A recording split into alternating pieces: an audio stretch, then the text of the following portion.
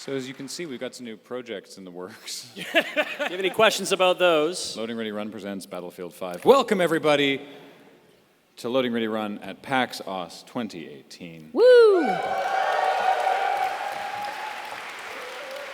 I blame Beej for this pun, because you asked me to put it in there. Time to PAX Aus. Yeah. Ah. Yeah. You messaged that in the airport, like Yeah. just in like the Slack channel. In all caps, he just typed PAX Sauce. And Ben and I were like, Is Bijou okay? are they not going to have sauce Well, in I was at Australia? the bar like having a sandwich, and I was like, "Oh, am I supposed to steal from the Victoria airport?" Get that bottle of HP and bring it to Australia with us? Yeah. Yeah, we got Oh, well, we have fans in the audience of HP. Yeah, we got comically airport delayed on the way down due to fog. The plan had been take a plane from Victoria to Seattle and a 3-hour layover, and then take a plane from Seattle to Los Angeles and a 3-hour layover, and then the flight from Los Angeles to Melbourne. And all of those layovers all happened at the Victoria airport before we ever left, and so we had zero. It was just fly, run screaming to the next gate, fly again, run screaming to the other plane. With pizzas. Yeah. We had just enough time to stop and get pizzas at the Los Angeles airport. The airline was incredibly compassionate and allowed us to move our flight. Well, they're like, we know you're stuck due to fog, so we will move your flights forward for you, and you'll just make it. So I've already warned, because Kathleen and I were here 2 years ago in 2016, which, yes. And it was an experience. This panel particularly was quite an experience. It was wonderful. And I've already warned Beej and Ben, who are now here, not only at PAX Aus for the first time, but Australia for the first time. Yeah. To expect a rambunctious, argumentative panel. Yeah. I worry. Oh, it'll be fine. Yeah. But let's get through the rest of this slideshow I made this afternoon. Hey, guess what's coming up? It's Desert Bus for Hope. Yay! Friday, November 9th at 10 a.m. Pacific. Which is a great time for us. 1 p.m. Eastern, 6 p.m. UK. Now, you'll notice there's no Australian times in here because I spent more time than I should have looking into your effing time zone. So here...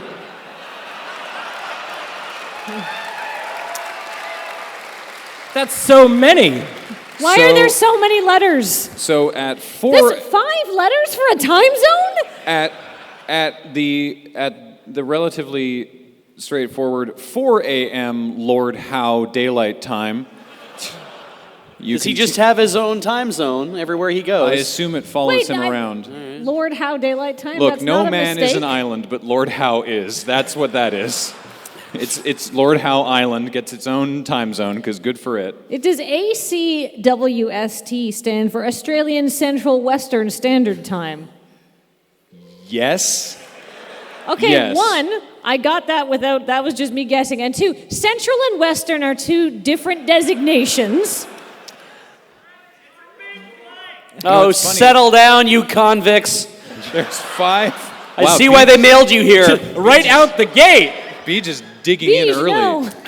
There's 5 time zones, but only 3 of them move with daylight savings. Oh, that's a great Better. system. Yeah.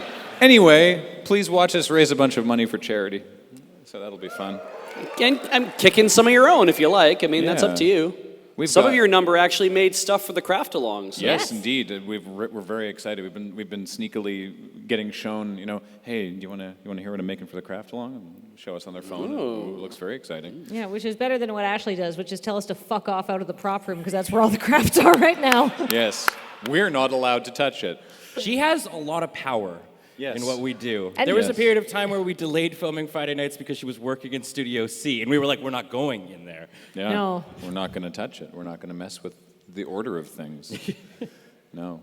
Hey, we have a couple of fun things to show you. First of all, let's talk briefly about Corp Line. Thank you. That means a lot. Corp Line, not forgotten, back soon, I hope. But the TLDR, and I said this in a YouTube update, so sorry if we're repeating some of this, but we've been recording a season. I think we've decided how many episodes is going to constitute a season. Yes. And the challenge inherent in making Corp Line is literally just scheduling the recording to get together and record it.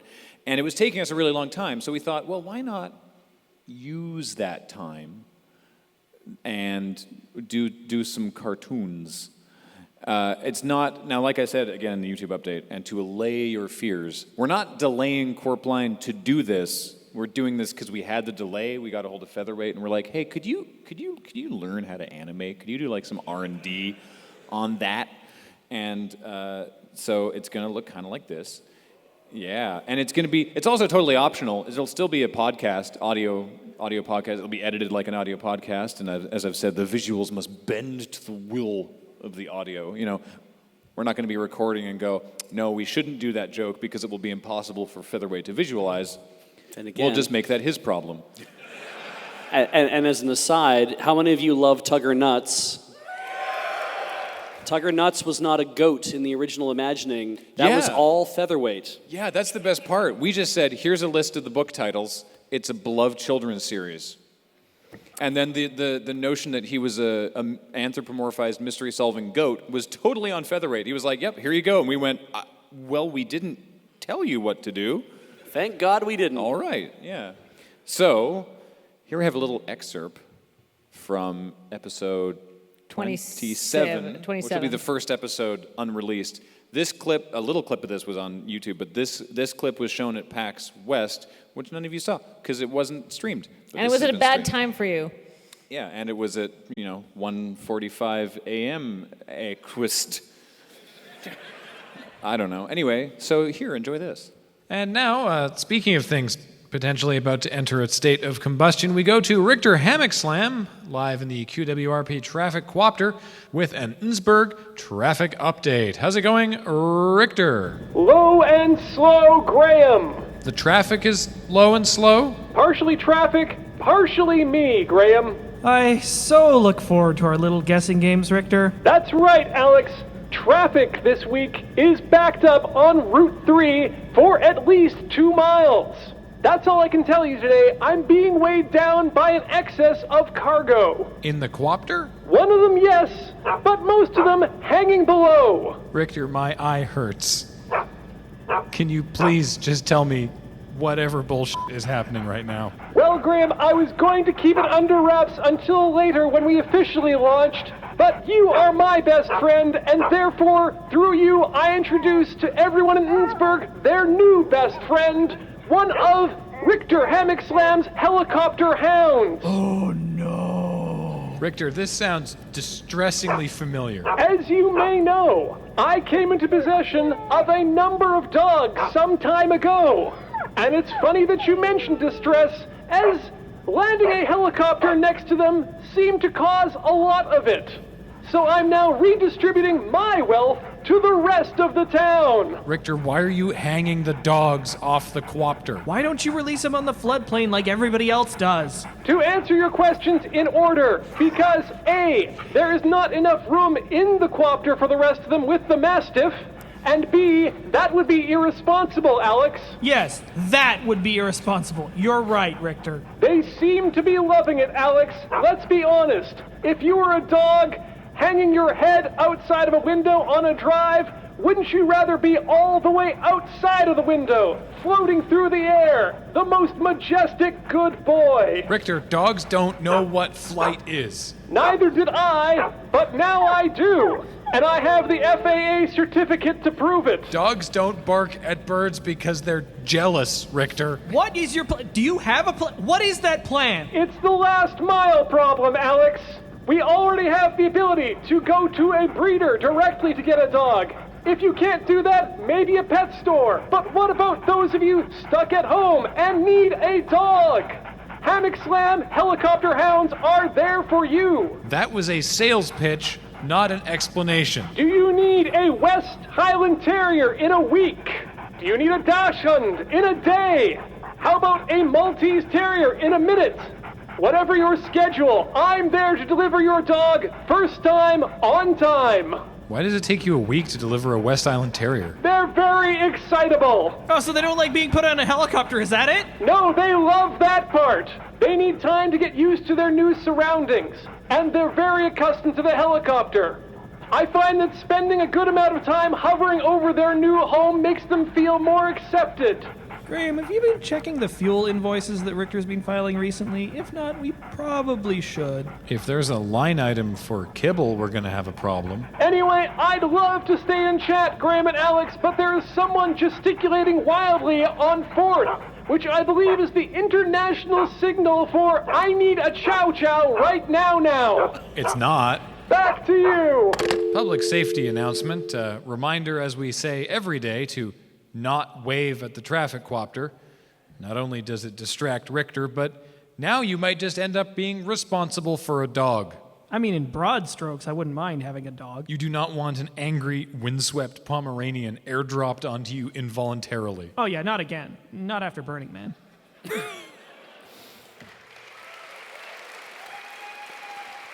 So we're very excited about that. Really looking forward to that. The other fun update we have is to talk a little bit about RoadQuest. Now this next clip is on our YouTube channel, so you may have already seen it, but it's good for context, and I don't know, maybe there's someone watching on the stream who doesn't know what this is, but RoadQuest is this thing that we filmed back in May. We went on this big old road trip. It took a lot of time, and we generated a lot of footage, and it is in process in the editing mines, let me tell you. And so here's the teaser for it that we released at PAX and put up on our channel, but we're going to watch it again now for greater context. Oh yes, that was the, we have something to show you. Here's the trailer. Oh my God, Beach, what is that? Hang on. That's got to be Graham. We have instructions. Hey everyone. Sorry to have kept you in the dark for so long, but it looks like you've all got great cars ready to tackle a summer road trip along the Trans-Canada Highway. Ooh. Okay. That's not what this is.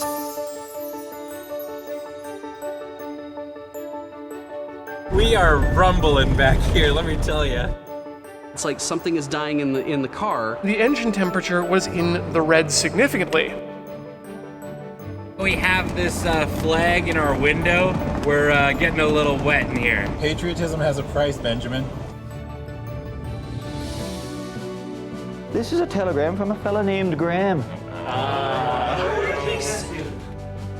Has anybody else noticed these numerals by the side of the road? Are those like the layers of hell we're descending through? Oh my God! My hands are so cold! I guess he's alive. That was my first question.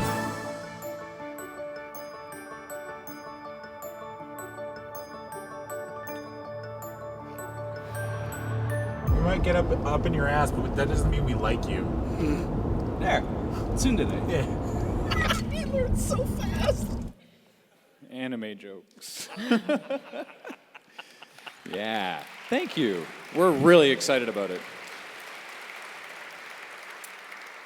But as a special surprise just for you, and I guess anyone watching, but we were like, well, they're putting us in the main theater, we should bring something.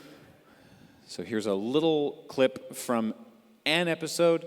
There's actually nothing particularly spoilerific about it, which is nice. This is a little slice from the middle of an episode from the series that happened to be mostly already edited so that I could use it. So here's a teeny taste.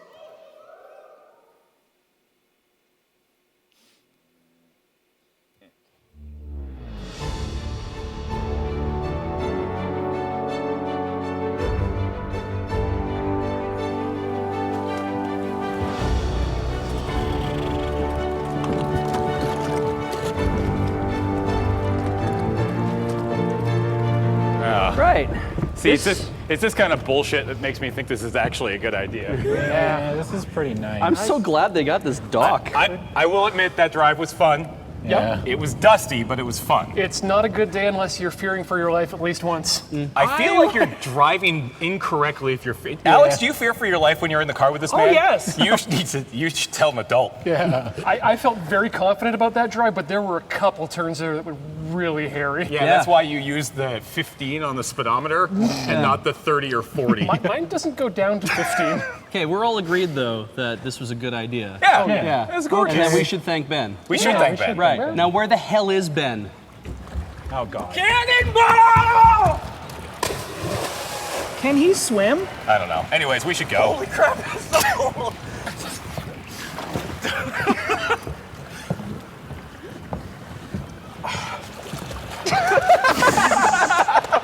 Can we get the guy who lifts? Yeah. Wow, you're just wet.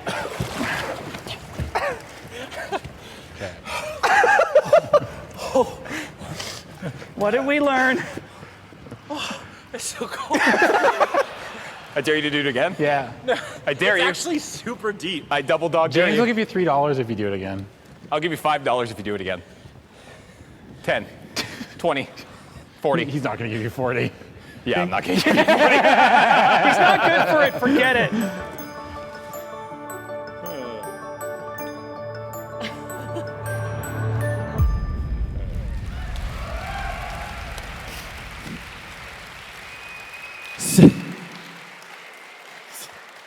So, I'm glad that in my first trip to Australia, I got to expose myself a little bit to everyone.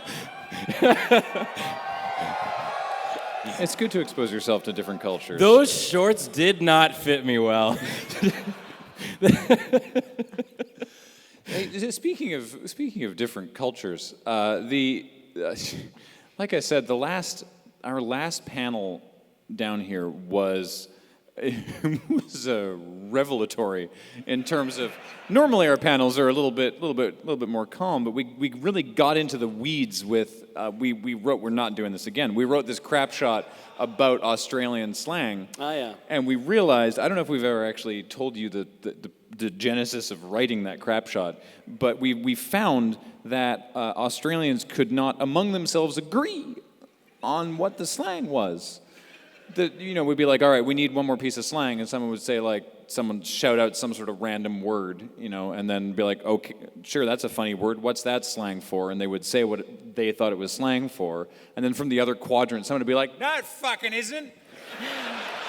And they just started arguing, and Kathleen and I were like, stay out of it, stay out of it. So we're at the booth yesterday, and Probably one of you. Yeah, probably one of you. You don't have to say who it is, because we're not going to single you out. Someone was paying for an item, and they said that they handed us pineapple, which was $50, right? The yellow note makes sense. Like, okay, pineapple, sure, I can understand that. And then they sort of mused aloud that it's the only note that has a nickname. Yeah. Which seemed odd to us, and so... Yeah, see, all of a sudden, already disagreement. Yeah, go along for the ride on this one, I promise you. Yeah, and so Beej mentioned that because we've been trying to get a handle on your coins and the disparate sizes. Why is the 50 so big? And the 2 is so tiny. I tipped like $9 to somebody because I didn't understand it. I thought the big coins meant more money. So we realized that we had a perfect nickname for the $1 coin, because in Canada we have a $1 coin, like all smart countries. Yeah. And ours has the animal on it is the loon, the bird, and so everyone calls it the loony, right? And then our $2 coin is the toonie, just because we were like, haha, isn't that funny? That's who we are as a people. It narrowly beat out doubloon in the collective Canadian conscious as what we were going to nickname the new coin when it got introduced in '94. I think those people got beat up. I think so. And so obviously the $1 coin is the Rooney. The Rooney. And so we suggested, we're like, oh, well, if nothing else has a nickname, we have one for you. The Rooney. And the gentleman who just handed us a pineapple went, nah. It's $1. It's $1. No, I'm like, but it's a Rooney, don't you see? Now it's $1. So anyway, we've developed nicknames for the rest of your notes. Yeah, take them or leave them. Yeah, so the 5, which is sort of purple, the new 5 is sort of purple, it's almost two-toned. It's gorgeous. Yeah, it's really pretty, by the way, the new 5. What did we come down on with that one? Well, originally, like, I said the Grimace, but like the McDonald's character. Right. Yeah. But then, so I've been spending, this is a weird thing to say, I've been spending some time on Australian Tinder. Oh, yeah.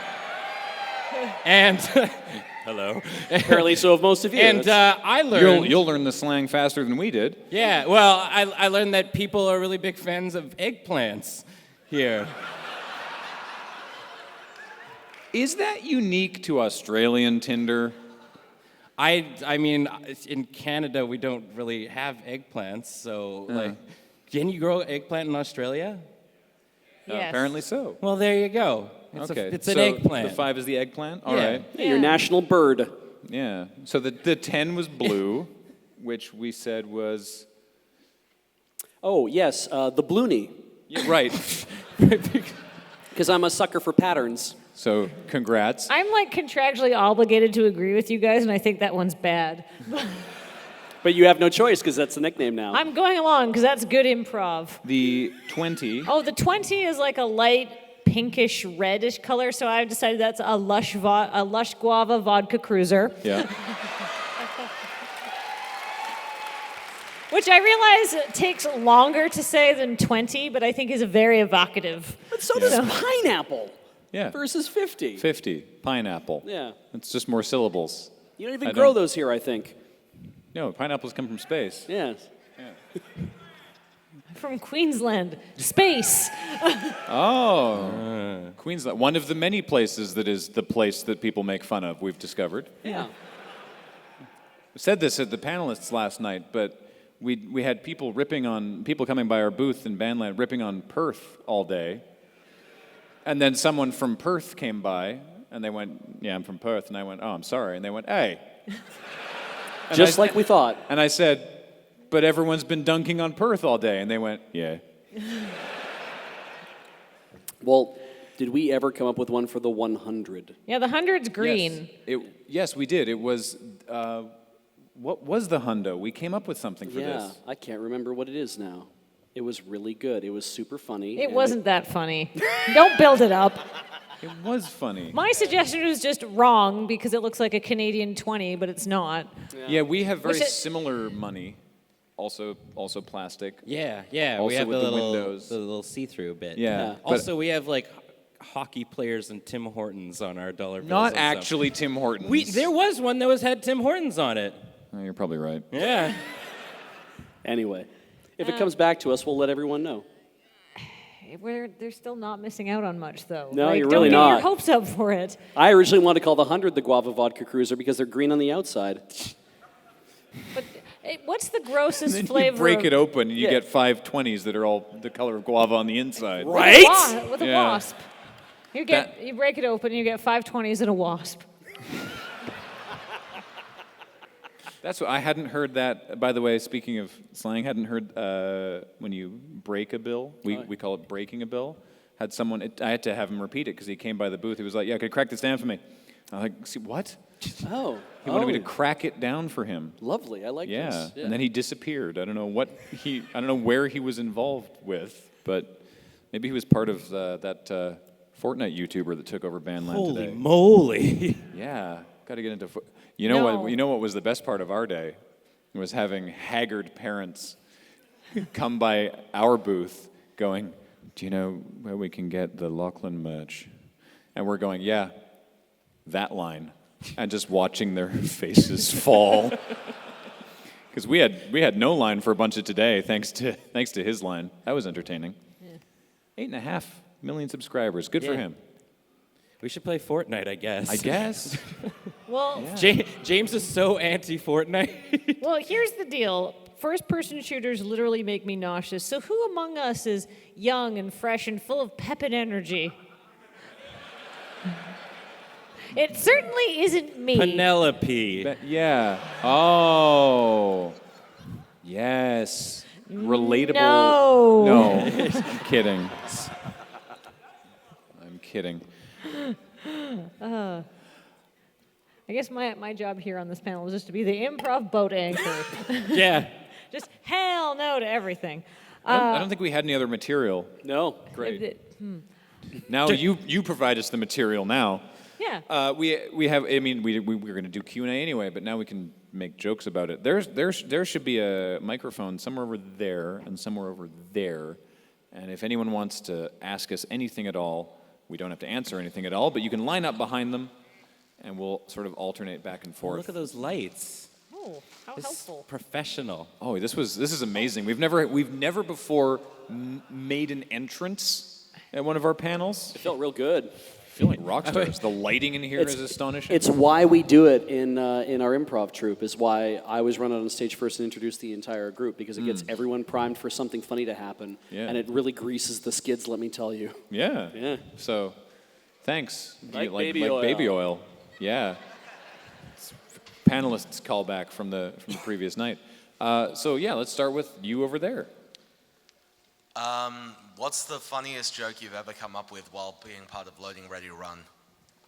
Oh, I know exactly what it is, because I asked for it very specifically to be put in the Commodore Hustle 10th anniversary montage. Right. Because this whole thing came to me in one perfect fever dream. I was like, I told Graham, and I was like, this is exactly what we need to have happen. You need to give Beige and Alex their credit card. This. You need to find very jaunty music. They need to dance down the aisles in a variety of synchronized ways. And then I need a shot of them driving down in front of the beach in a convertible, holding the credit card in the air triumphantly. And Graham went, well, that's a lot. And I went, it has to happen like this. I will find us a convertible. I didn't say no. I just said it was a lot. Yeah, and so that's the peak of my career. It's all downhill from here. You're welcome, because now I'm here. And it's just shit.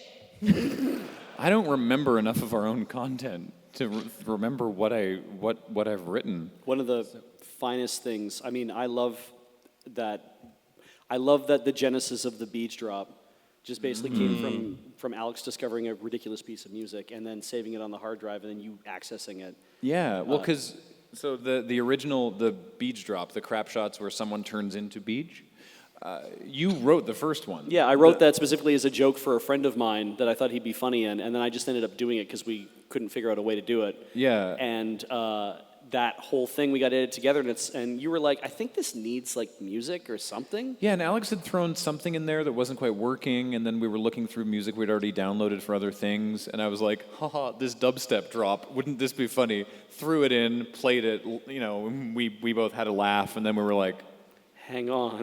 Wait, hey, guys, come in here. One by one. Everyone else came in, and we played it for them, and it never didn't kill. And we were just like, well, fine, fine, that's the noise now. And yeah, that was funny. So personally, my favorite joke that we've written was the collab of you and and I cannot remember who else was on that crap, because I'm very rarely on the crap shoot. Cameron. Oh, yeah. Cameron was. It was the shark dimension crap shoot. where we just, because it started off at the start of the crap shoot being like, you were like, I have a suggestion, too many sharks, and we're like, I have no idea how we're gonna make that, and then at the end of it just turned into the shark dimension and the drawer, and it's like one of my favorite crap shots. Yeah, where everything is fucking sharks. So what's happened if I put my hands in here? Well, it gets eaten by a fucking shark because it's the shark dimension where everything is sharks. No, it doesn't get eaten. Dwayne. It turns into sharks. Right. Because everything in the shark dimension. Yeah. I'm glad I can do my own joke. Or like. But I think the one that was like it's all downhill from here was Desert Bus 10 with my all-time favorite planeswalker, Zippo Tricks McEdgelord. Yeah. And it was all like, and that was it. And now I can't do that joke anymore. There was a line in like a recent Commodore Hustle or something that I wrote that I just remember that repeatedly people were like, that's a really funny line, and I don't remember what it was. Was it the one where you pull out the walkie-talkie and you're like, this summons friends? Yeah. And then Corey goes, what, on its own? And you're like, no, I have to talk into it. Yes. Yes. It was very like airplane. It was a very, very, Zucker Abrams style joke. Yeah. Yeah. So I guess the moral of this story was thanks for coming to see 4 people past their prime. Next question. Hi. Hi. Which filmmaker, writer, or creative type in general inspires you most? Oof. Wow. You have to pick the top one. Most, absolutely. Has to be the most. Douglas Adams. Ooh, hell, that's a good one. When I wrote Camp Nettleby, what I was trying to go for, even though it was a very fantasy, obviously it's a fantasy setting because it was D&D, I was like, what if Douglas Adams did a D&D campaign about children? What would that universe look like? How foolish would everybody be? How twisted is the logic? And so that's what I was trying to carry forward, where there's this, Douglas Adams gets quite dark at times, and you can't do that when you're dealing with children because nobody wants to see children die, even men in their 30s pretending to be children, but I just wanted to carry forward this delightful rolling ball of logical silliness and see what the outcome is, So I really try to bring that energy into a lot of my writing projects. I find Edgar Wright to be an enormous inspiration to me, from the perspective of comedy on film. There are more things that can be funny than the words. Like, comedy can be in the way that a scene is shot and edited, which certainly most North American comedy isn't. And I don't get to play in that space a lot because it is very easy to come across as derivative, just sort of like, oh, Graham's doing an Edgar Wright bit, But just bearing it in mind that sort of, that there's the script and those jokes are funny. But then how can we also shoot and edit this in a way that is itself funny and these two things support one another rather than just point the camera and film the jokes? So, yeah, Edgar Wright. Thank you. Yes. Cheers. Most of my comedy heroes are now assholes. Doesn't it suck? Yes, it does. It's real shitty. I share a birthday with a recently disgraced comedian who was my idol growing up, and that hurts a lot because I looked up to him an awful lot. But what I did learn from growing up on his comedy and a lot of other comedy was the value of storytelling and building a story towards a punchline and actually creating the beat. And while the style of comedy I do these days has nothing to do with the style of comedy that he did, I certainly felt like I learned a lot from listening to his stuff, from writing out the scripts, from learning how the material moves from one piece to the other. And I think that's kind of how that worked for me. Cool. Ben, do you have an answer for this one? Yeah. Thank you. Very respectful. This is downright great. I scared them early on, I think. Yeah, wow. I grew up with a lot of British comedy. Yeah. So you and me both. Yeah, I'm obviously a fan of Monty Python and whatnot, but then Blackadder, Mitchell Webb. Yeah, so a lot of just that very punchy comedy has always been a big thing for me. And then most honestly so here comes the youth showing. I watched a lot of YouTubers and whatnot growing up, and Sean Day 9 is a huge inspiration for a lot because he's just so darn positive. He's just a really, really happy guy, and I think that's kind of the angle that I always try and do is just be positive, and that's what LRRL does too, is try to have this sunny little side of the internet. That's kind of our angle. We were watching the PC gaming show from we watch all the E3 press conferences. We were watching the PC gaming show from the last year, and of course, snarking on E3 is a Twitter pastime. Everyone needs to make the jokes or whatever, and the PC gaming shows, the pacing and whatever. And Kathleen and I are sitting there watching this, and we're just like, God, Sean's doing fucking Lord's work here. He's just he's carrying this. He's desperately trying to draw relevant information out of these people, and he's like, hey, so tell me about the multiplayer, and and the developer is like, yeah, well, the beta comes out next, and he's like, yeah, but people are curious about the multiplayer, really just come, give me something, come on, man, I'm trying to help you sell your game here, and you're dying. Yeah, except Whereas Graham was like, no, but tell me about the multiplayer. Somehow Sean made it look like that was part of the natural conversation. And then, of course, the next follow-up would be, yes, tell me again about the multiplayer because we're all having such a good time here. And I'm like, Also, when the guy, dear Lord. When the guy who's like a head shorter than him, their mic died, and Sean, who has his lapel mic, was fine, so he just hugged the guy and was like, it's okay, just talking to me. He's It's such okay. a good showman. It was really He funny. just does a very good job. Anyway. So, yeah, that's inspiration for me. Yeah. Thank you. Hey. Hi. Hi. Again, hi.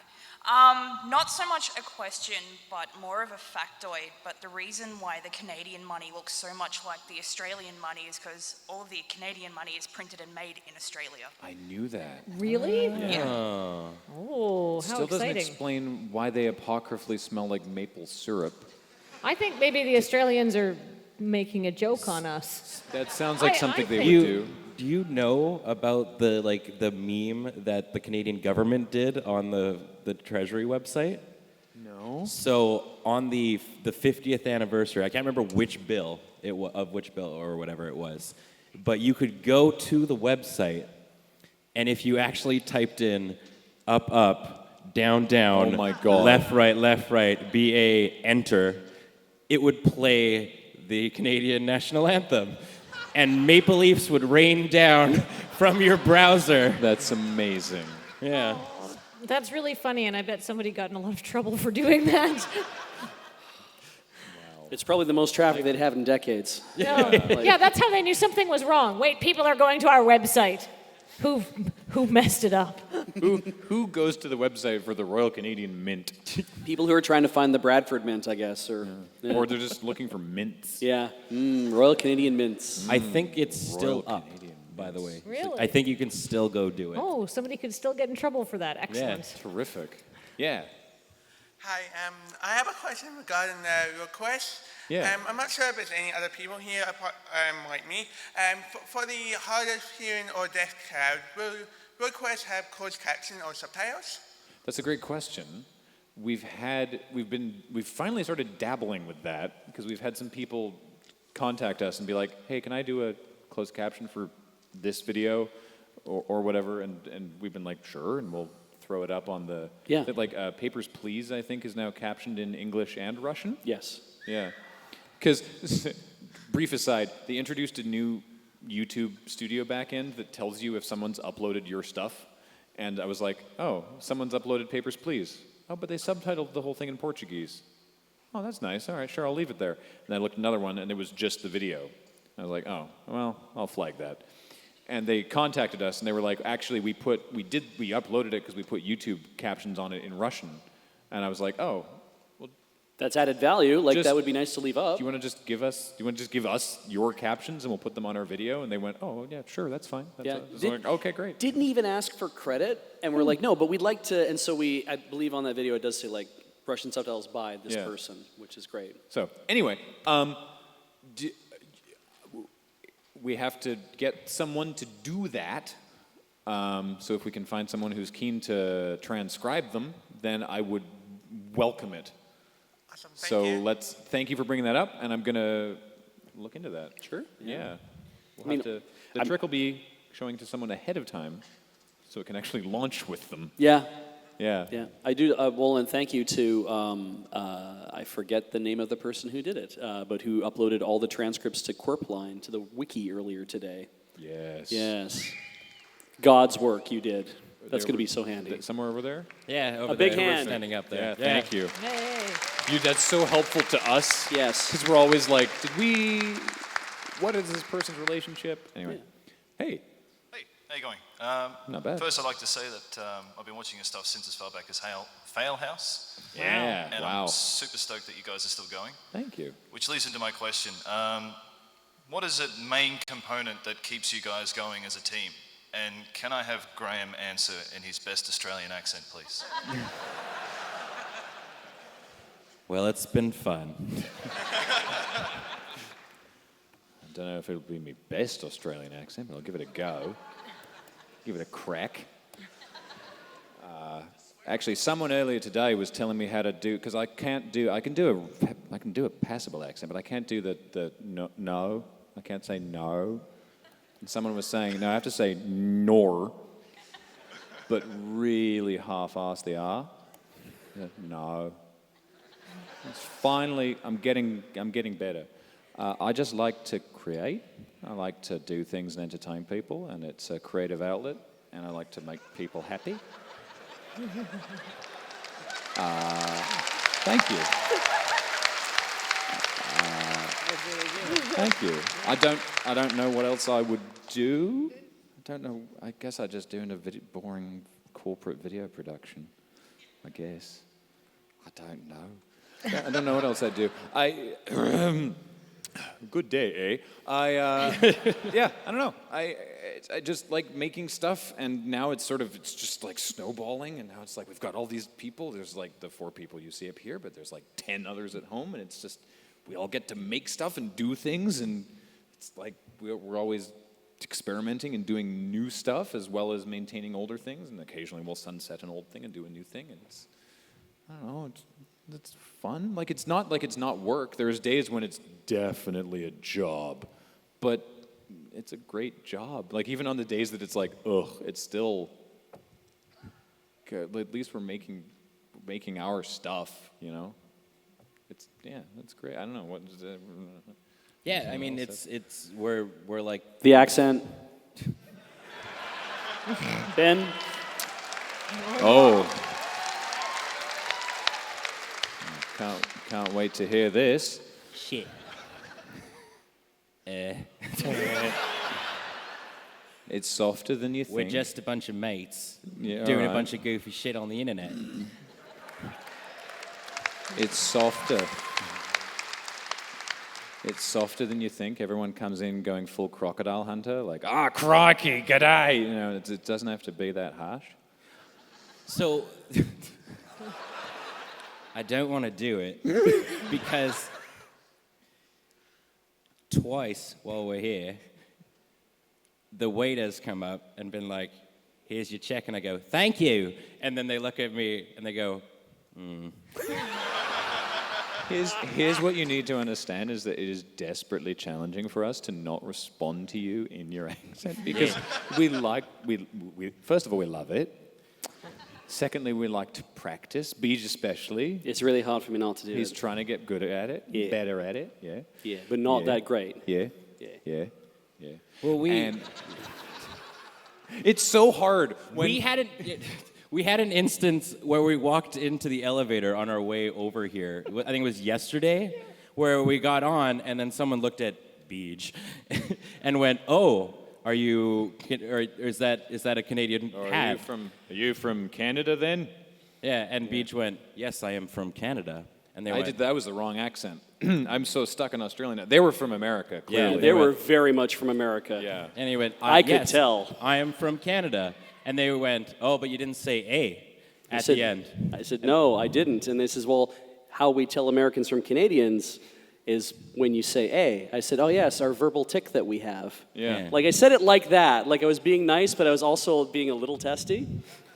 Because every part of you basically wanted to respond with, and that's so we can tell the the Australians from, the Americans from the Americans Canadians. from the Australians is because they're super rude on the elevator. Yeah. Yeah. I did not. No, it's like they give up halfway through the word. It's fair. Yeah. My hat's all fucked up. None of you said anything. That looks all right. better. I know that I am incapable of running my mouth and working my brain at the same time unless I'm speaking in my own accent, which you'd think I'd be able to do this because I was born in New Zealand. But I left when I was 8, and children in Canada are universally like children everywhere else, and that they're a bunch of little bastards. And She only ever slips back into the accent when she says the word law or thesaurus. Oh, I got. Although I was like, let's find a place to eat along the Yarra River, and I was like, whoa, whoops. The beast came out for a moment. Yeah, I was like, my people. so many R's all at once. All day yesterday, I was trying to direct people to where the panelists was going to be, and I realized you can't do you have to be like, yeah, later tonight it's the panelist is 9 p.m. up in the Gala Theater. You can't say the Gala. It sounds stupid. Yeah, if you're going to say that in a Canadian accent, it would be the Gala. No, I can't even say it. Yeah. It'd be the Gala Theater. Yeah. Gala. Yeah. Come to the Gala. Like a ball. Yeah. But I wrote down a very bad sentence, and I'll try to read it in a pseudo-Australian accent because I think I gotta be able to. I'm not good at accents. You listen to every voice I do on Corp Line. I just go Midwestern. I'm just so Midwestern. It's the only accent I can do. But all right, hold on. Strayan, Yarra River.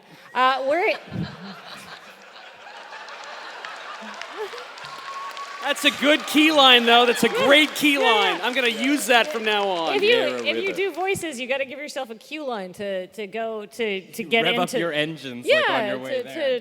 to grease your brain up. So it's always Minnesota.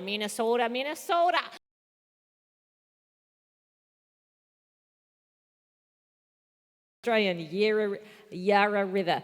Working in the editing mines is hard work, but it's creative work. No, I can't do it. I'm too Great work. That was really good. That was really good. Yeah. I'm done. You got 6 words out of me, which is more accent than I normally do. So I can't do it. I broke it out of my brain, and now that part of me is dead. I'm going to just trundle right through then. My biggest concern is that if I end up getting a job, full-time job working for the Department of National Defense, I'm going to probably say fuck because I don't want to give up this job. And if I don't get the job, I'm going to say fuck because I do want that job. Good job. Nice. Thank you. Very nice. It always starts English with me, and then as I start to tighten up my mouth, I'm like, now I got it. Yeah. Yeah. Now I just want to go like super Canadian for the rest of it. All right, we're going to go over to the other side of the theater, eh? Yeah. What's your question? Oh, like all good Australians, I came up to troll, but I'm feeling this joke's a little dead, but I'm going to just keep going with it. So that's Power great. through it, eh? So on Anzac Day, which is like a remembrance day for the Second and First World War, we released a $2 coin, or a $2 coin, which had red poppies on it. And then the Canadian Mint sued the Australian Mint over some shenanigans over the way in which this was done. So my question is, are you actually Canadian Mint representatives trying to trick us into giving over something money related? So first of all, the $2 coin is now the Rooney Toonie. Yeah. Oh, the Rooney Toonie, got it. Dollary Dooney. Rooney Toonie, Dollary Dooney. Good. Lovely. You have to say that good. every single time. I'm glad we've managed to abbreviate that for you. Yeah. Secondly, did we really? We had. Well, the thing is, we had poppies. We had red poppies printed on our quarter quarters. pieces. Yeah. Quarters. So quarters. Quarters. Yeah, I'm trying to do it in the most awful accent possible. Sorry, not quarter, but quarter. I Quarter. hear. Yeah, quarter. Quarter. Anyway, no shut up, no quarter. It's a. Because you don't have a 25-cent coin, right? No, You got. that would be stupid. Yeah. 5, 10, 20, 50? Yeah? Yeah, okay. Yeah, we've got, well, we banned the penny, thank goodness. So Thank we've got goodness. 5, 10, 25, 1 and 2 cent coins. Yeah, we and they're both did. gone now? Yeah. Thank goodness. Yeah. Well, Right, yeah, I yeah. mean, money technically is legal when you take it to a bank. I agree. Yeah. But you know what, though? If you took a bunch of pennies into a Canadian bank, they'd just be like, I mean, it's Canadian, so they'd be polite, but they'd be like, Oh, my entire copper asshole. yeah. Anyway, that sounds like something the Mint would do. I wonder if it was because of that or because they think, because we make, well, the Royal Canadian Legion. Yes, don't let it in on the secret. Of course, it's the royal we. Yeah. Makes the little Plastic poppy. The plastic poppies that you donate some money to the Legion and you get the poppy and You jam the pin into your nipple and. Yeah, you just jam it right into your torso. It's the worst. And you wear it through, usually around now. In fact, as we were boarding the plane, the Legion was going through the airport distributing the things. And I was like, oh, yes, I do want a weapon to take on the plane. That'll go great. Thank you.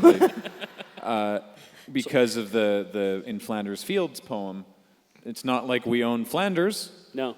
it's not, those poppies don't grow in Canada. No. It's in a different country in Europe, but apparently the poppy's our thing now. Yeah, Canadians will take what we can get, though, right? Oh yeah, we've made jokes about the Canadian Heritage Minutes before, which was these 60-second history of this slice of life in Canada thing that the CBC, the Canadian Broadcasting Corporation, would play as we were growing up. And the thing is, you have to play a certain amount of Canadian content on a Canadian station. It's a requirement by the government, and so they said, loophole, if you play these heritage minutes that are educational, we'll count this 60 seconds as 90 seconds. So they got shown a lot. And they're so self-effacing. There was the one where the explorers were going around and intentionally misinterpreted what the First Nations people were saying because they were embarrassed that they didn't understand the language, and that's why Canada is called Canada, because the word Canada means village. And someone was like, yes, something, the village. Kanata. And they were like, oh, that means the whole damn means country. All of this, Canada is the name for all this place. And literally in the Heritage Minute, someone's like, I think he just means the village. And like, no, it means all of it. And we've named it. That's how we got the name Canada.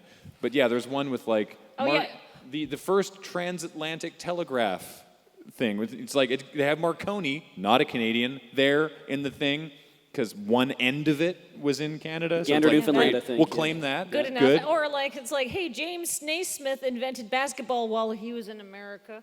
But he was Canadian, even though he never went back. Good enough for us. It's our thing.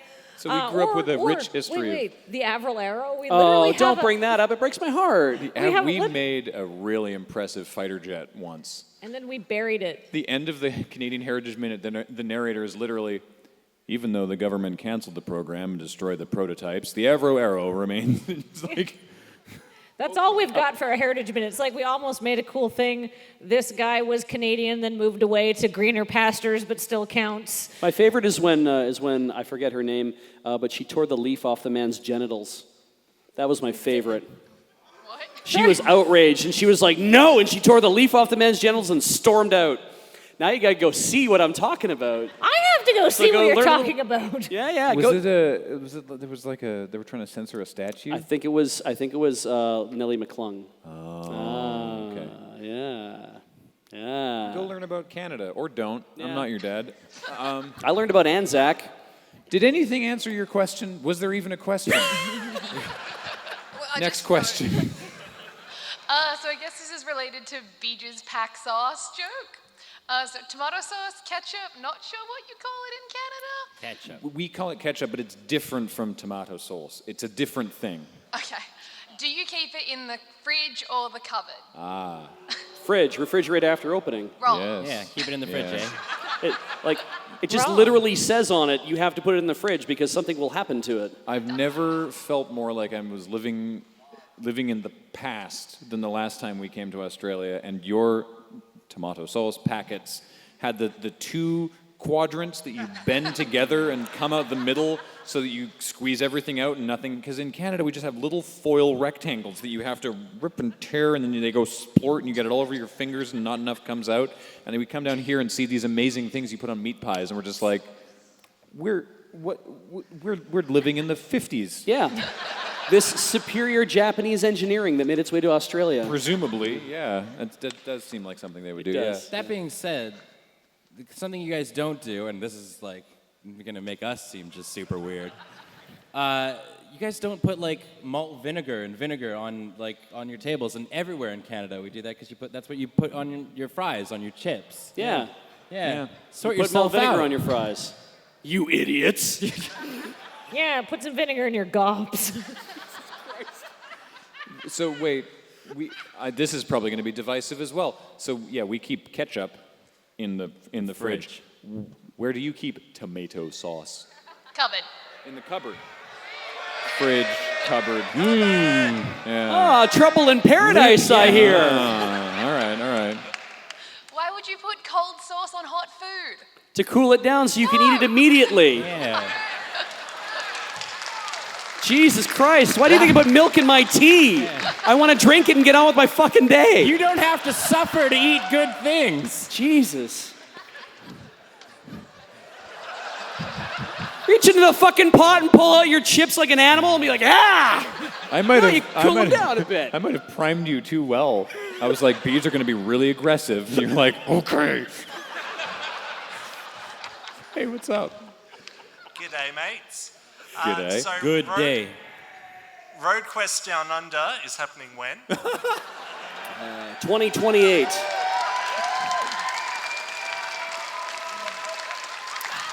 I mean, that would be amazing. That would be amazing. 4 days of driving across the country. You can just play the same loop over and over. No. 4 days of thinking we're driving across the country, and then 19 days of waiting to be rescued in the desert. Yeah. Remember that? Yeah. We were channel surfing, and whatever channel was showing the Invictus Games came on, and there was that commercial with like so-and-so's inspiring journey as they walk across Australia, and you and I were both like, fuck off. I wouldn't walk across Melbourne, Christ. Yeah.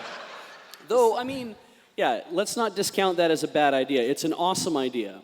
It absolutely is. Let us finish the show we're making. Yeah, let me For God's sake. Go with me on this journey for why Road Quest 2 Australian Boogaloo is a good idea. No, Australian dollary do. Right, yeah. The Rooney. Okay, 1, Australia is nice. It is. To be fair, it is. 2, everybody in Australia speaks English. Well, or a close equivalent. Well, not the Queen's English, of course. Technically. 3, I bet it is easier to get filming permits in Australia than it is in a country where we don't speak the language. Probably. Well, at least we can be told in English why they won't allow us in, right? That's nice. And if we go to Japan and do this, they're going to think that we're a bunch of Logan Pauls. Yeah. Yeah. Ooh, that stings. There's a lot I'm still trying to wrap my head around. Again, I was channel surfing and I came across Australian football, and I was like, great, I'm going to watch some of this, and I'm going to try and figure it out. And the broad strokes I understood. It's a giant circle, which was weird, but I understood. It's like, okay, they kick it oval. They kick it through the things and they get, some amount of points. Sure, fine. Like I understand it. They look like a cross between soccer players and rugby players because they need to run around a lot but also have very big arms and shoulders. Nice. I totally get it. But what I didn't understand is the referee seemed to be pretty constantly blowing the whistle, and that had no effect on anybody. They were running around, throwing the ball back and forth, kicking it, knocking each other's teeth out. Literally, a guy got kicked in the fucking sternum, and the referee's whistle is going off seemingly every 5 or 7 seconds, and nobody stops playing. No one does anything. And I'm just like, what is happening? Is it like, get out of the way, get out of the way? He's not refereeing, he's just directing traffic. Yeah, I guess. It's like some sort of moral support coach. What?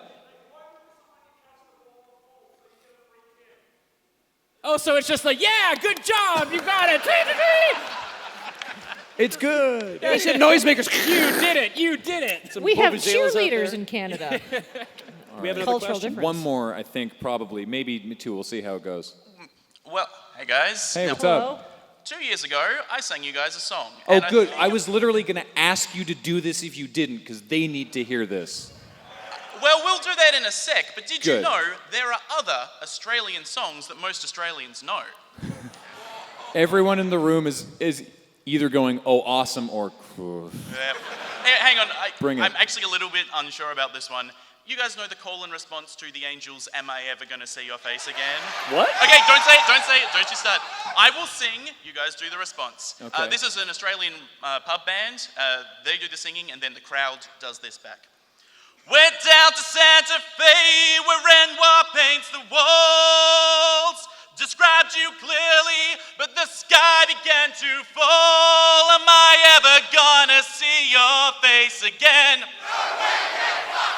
Am I ever gonna see your face again? Without you near me, I've got no place to go. Wait at the bar, maybe you might show one more. Am I ever gonna see your face again. Wait. It took me twice to hear what they were saying. I swear they said the response there was, no mate, get fucked. Yeah, Oh, no fuck mate, off. something, Okay. something, Okay. fuck off. I just heard, yeah. but everyone was Yeah, doing that's it what at the the band same is too. time. I'm going to file that under... Our clock says 40 seconds. Well, let's do So the this was the only time we could get them to all agree last time. Okay. Yes. Okay, Vegemite song in the key of whatever, because we're Australian. 1, 2, 3. We're happy little Vegemites, as bright can be. We all enjoy our Vegemite for breakfast, lunch, and tea. Our mother says we're growing stronger every single week because we love our Vegemite. We all adore our Vegemite. It puts the rose in every cheek.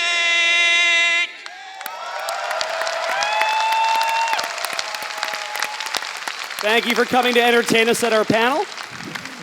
Do we have an equivalent in Canada? Oh, I wish I were an Oscar Mayer wiener. They're from the States. I know, it fucking sucks, right? No, we don't have no. one for Canada. The Canadian equivalent is... Well, that's, yeah. No, the Canadian equivalent is mumbling through Log Driver's Waltz. Yeah. Oh, yeah. Berlin down the right water. Oh, come on! That's where the log drivers learn to step lightly in Berlin down the white water. A log driver's waltz pleases girls completely. If you ask any girl from the parish around what pleases her most from her head to her Stop toes. showing off. Nobody's that patriotic. Canadians don't give a shit. Yeah, turns out the dude in the Canada top hat knows more about the Canada anthem. How about that? Thank you so much for having us, for letting us come back. We love this so much. Kathleen and I are thrilled to be back here in Australia, and We are super happy to be our first time. Thank you. We're gonna go touch kangaroos on Monday, and you make us feel like $1 million or Roonies or whatever we want to call them. So thank you so much. We have limited stock remaining, but we'll be at the Bandland table for all day tomorrow, and Kathleen and I are on a panel tomorrow morning, the Pitch Your Game panel. So until then, thank you so much. Goodbye.